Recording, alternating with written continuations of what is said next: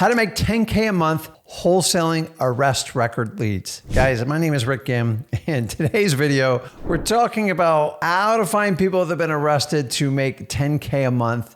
And I'm telling you, I've done this time after time again. And in this video today, I'm going to show you step by step on how you can take advantage of this incredible lead source. But before I get into it, do me a favor, make sure you smash that like button, hit that subscribe button. Let's get into it. So arrest records, it's basically a small niche list of what I call the ultimate motivated sellers, because people get arrested every day, people make mistakes, people own real estate, and if they're going to be incarcerated and put away for a long time, it's very common to understand why they'd want to sell this house quickly. And honestly, wholesalers are absolutely perfect for these leads because nobody else wants to deal with them. Everyone's scared of it. And there is massive opportunity. So why wouldn't you take advantage of this? So let's dive in and show you how to pull the arrest records, how to market to these people, and simply how to talk to them and how to incorporate this in your entire wholesaling business. So the arrest records, this is one of the easiest lists you will ever get in your lifetime. In fact, you never have to leave your home for it. All I need you to do is punch in the Google or whatever search engine you use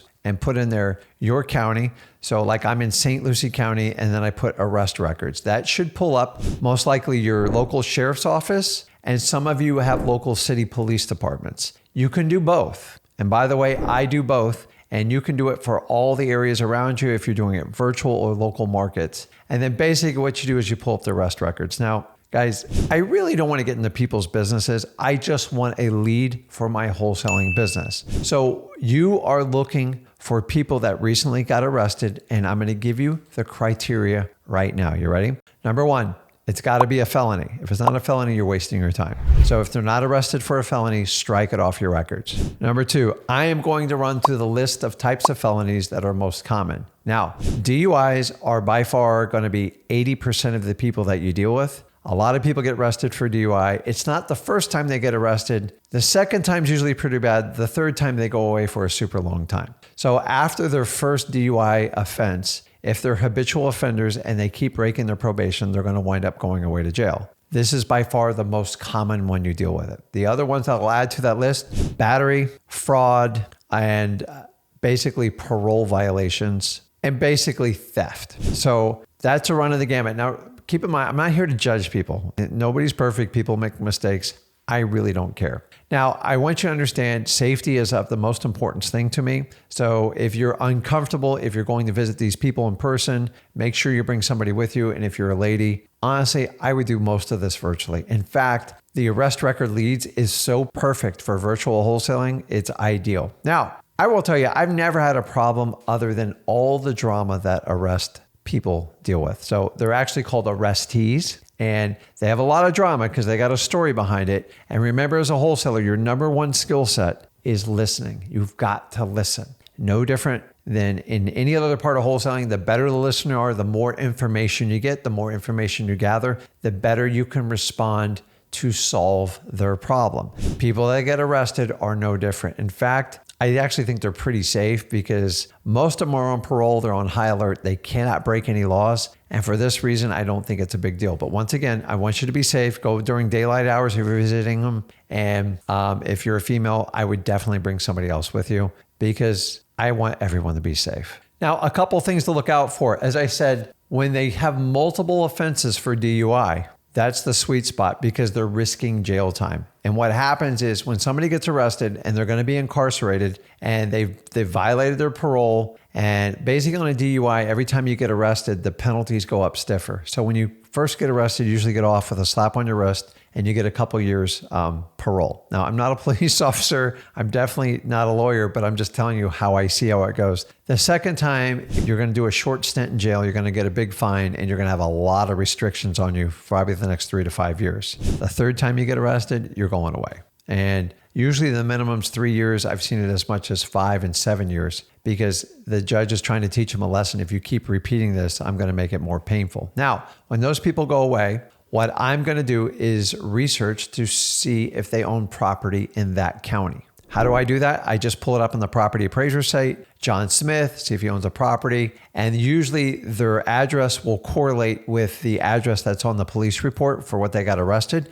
Yes, that's public record. I would show it to you right now, but YouTube doesn't let me do that. So you just have to take my word for it. Trust me. Now remember, guys, we're not making judgment on anyone else. I know what you're saying. Well, Rick, how do I know if they have multiple offenses for DUI? Number one, you can look it up in the official records under a criminal case, and you can see how many DUIs they've been arrested before if you want to dig a little bit deeper into it. Most people that get arrested more than once, it is quite chronic. I have seen as many as 5 and 6 times. Absolutely crazy. Because after a certain amount of time, they lose their driver's license, so they're really not even allowed to drive. Now, here's a little tidbit. If you don't want to search the previous records to see how many times they got arrested, you can look at the amount of bail that's been set on their arrest record. Now, a first-time offender is usually around $500, unless you're in the state of New York or California, which I don't think they even have bail anymore.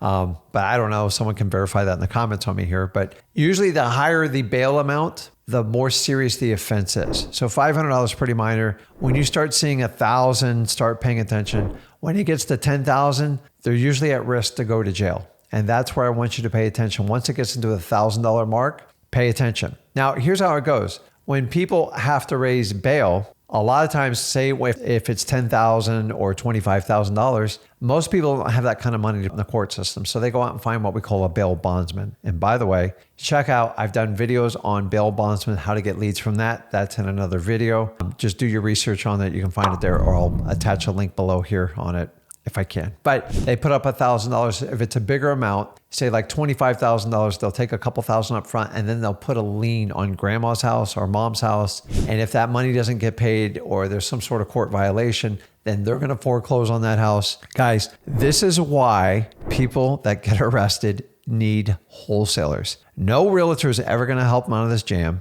People are going to judge them up and down. And the fact that they can get the house sold quickly for cash, usually in under 30 days, is very attractive to people looking for long-term incarceration. Nobody wants to do it, but when you get stuck in that, what are you going to do? You're going to let your friends, you're going to let your family take care of your house for 3 to 5 years, you'll have nothing left. So they're better off taking that money. They can actually invest it. They can use it in jail to pay for privileges or like whatever they need, but like they don't have to worry about the house while they're put away. Guys, I have done countless amount of deals with arrestees, and how I did it, I dealt with one person that on a driving for dollars lead, the house is in rough shape, knocked on the door, talked to him. He was going away in 30 days. We struck a deal in 2 weeks. And it was phenomenal. From that point on, I said, why don't I just look up arrest records? And that's why I'm talking to you right now about it. Now, the easiest way to connect with these people is don't overthink it. These leads are not hundreds and hundreds. You might get 5 to 7 even within a month. If you're in a smaller county or a bigger county, obviously it's going to be a little bit more than that, but it'll be well under 25, 30 of the people that are qualified. So you can simply use Google Voice to do text. Text is my favorite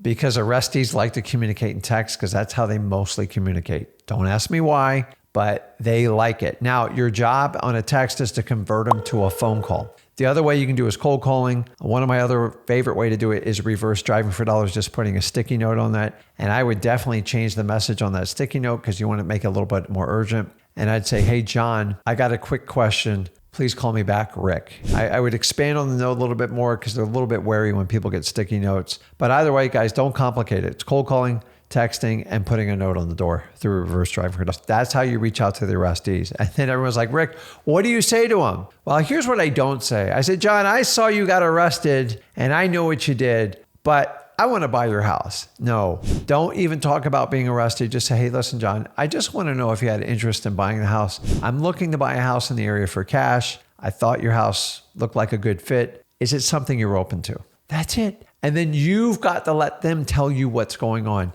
You never tell them, hey, I know you got arrested. And they go, well, you know, I've got this pending problem. I'm like, well, tell me more. Let me see if I can help you out. Remember, whoever helps out the seller the most is going to get the deal. It is no different than arrest records. Guys, I do this time and time again. Now, I'm going to warn you, you're going to get a lot of drama with these types of sellers because they've got a story to tell, and they got a heck of a story to tell. In fact, I could write a book on how many stories they've told me. But the reality, remember, as a wholesaler, you have to be a psychological worker, a welfare worker. You've got to be able to read people's minds. And most importantly, you've got to be a psychiatrist. You got to listen to their information, absorb it, and then create an offer to solve their problem. Remember, if you win, the seller wins, your cash buyer wins. It is a win. This is a very high skill set as a wholesaler to do this. Very few people on this planet would put up with doing stuff like this. This is the stuff wholesalers do. Why? So you can be financially free, you can have freedom of your time, and do what you want and what God put you on this earth designed to do, whatever you want. Remember, we're only on this planet a short time. Make the best use of it. Why not go out and help people got arrested? They're just regular people like you and me. They just got a big pending problem, and you as the wholesaler is going to find a way to solve it. Guys, let me know in the comments if you're using the arrest records to enrich your wholesaling career, and let me know if you're doing it or if you're not, or why not. And guys, if you got value from this video, do me a favor, smash that like button, hit that subscribe button. This is Rick Ginn, and I'll see you in the next video.